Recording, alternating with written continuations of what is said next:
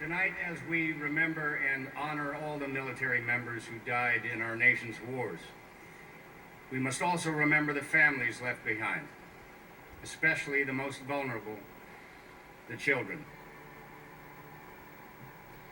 Cameron and Bailey Dostie's father, Sean, deployed to Iraq in 2005. Here to share their experiences are feature film actress Stephanie Scott and popular Disney actor Jason Dolley.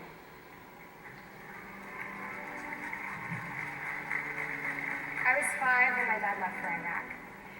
He was teaching me to read and to ride a bike. Dad was always wanting to do stuff with us. He would burst through the door all full of energy and ideas about having fun, and never mind what Mom says. We'll tell her later.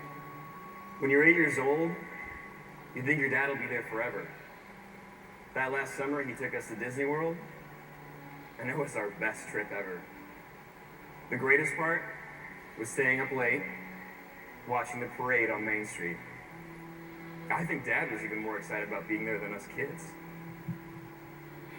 Saturdays was my day with Dad. We'd get up and he'd try to brush my hair into a ponytail, or he'd never get it right. And we'd go to the mall and buy sparkly shoes, sequin flip-flops and pink glittery ballerina flats and sneakers that light up in the heels when you walk. I was wearing those the day 2 men came to the door. It was right after Christmas, Dad's favorite holiday.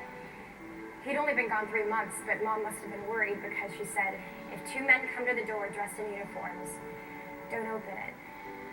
And so when we saw them through the window, we didn't. Instead, we screamed.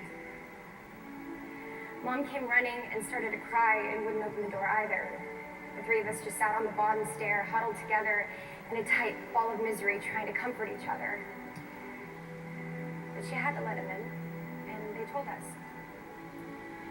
At first, I thought they'd made a mistake. It's another soldier named Sean. They got the name wrong.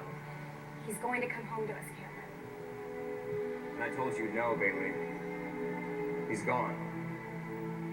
He's not coming back. We were only 8 when you said that, Cameron. You sounded like an old man. Our whole world changed forever after that. I started having worries. You know, what if other people I loved died, like Mom or Cameron or my grandparents?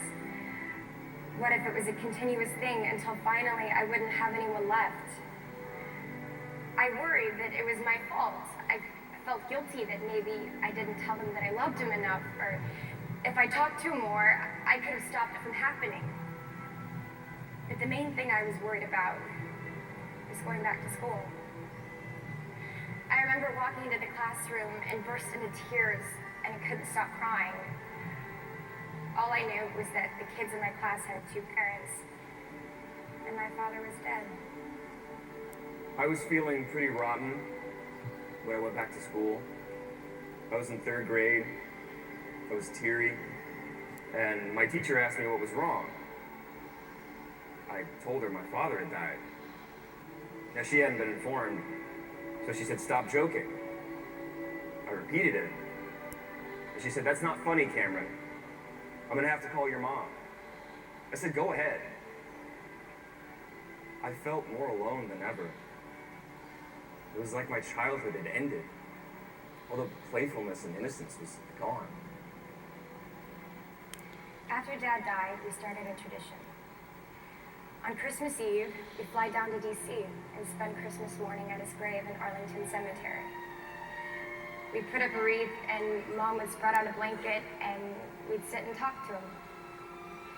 There were so many milestones we didn't get to share, like Father-Daughter Day, turning 13, seeing me off to my first prom in 9th grade, or meeting my first boyfriend, or in the future, walking me down the aisle. I used to wear his military ring, but it was such a constant reminder that he was gone that this year I stopped. Am I betraying him by not wearing it anymore?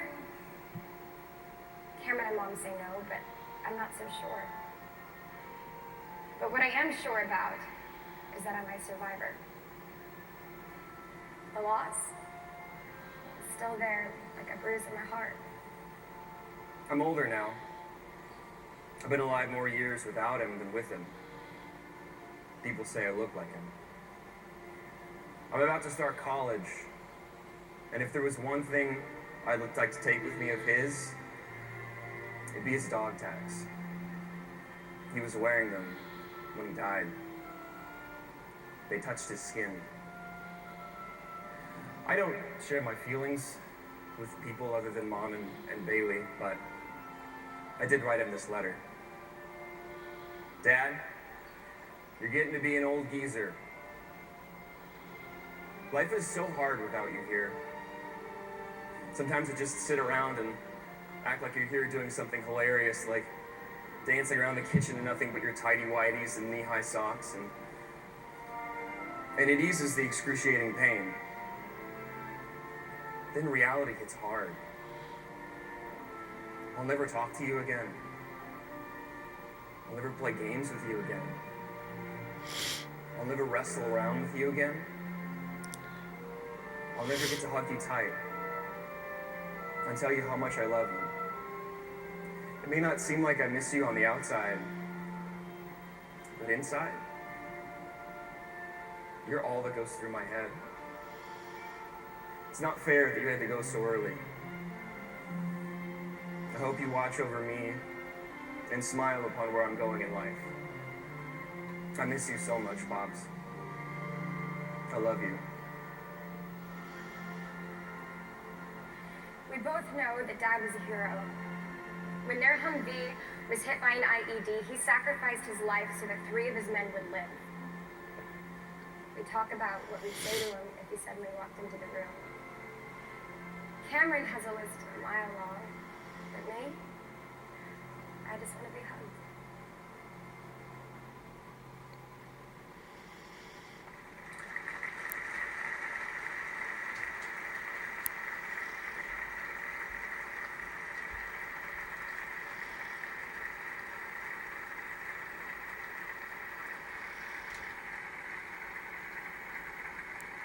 Please welcome world-renowned tenor, Russell Watson.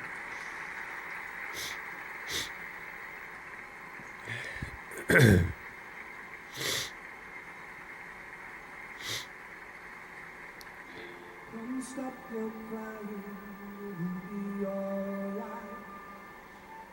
Just take my hand, hold it tight.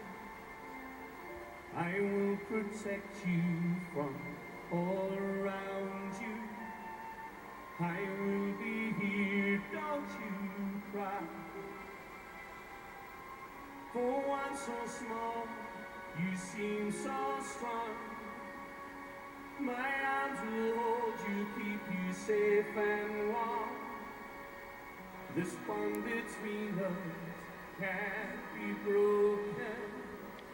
I will be here, don't you cry, 'cause you'll be in my heart. Yes, you'll be in my heart.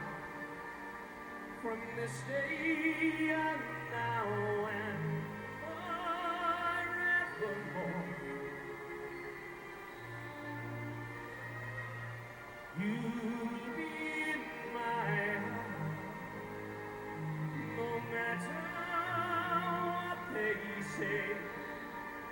You'll be here in my heart. Oh.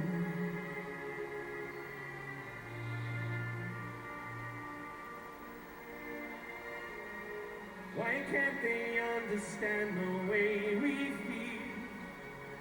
They just don't trust what they can explain. I know we're different, but deep inside us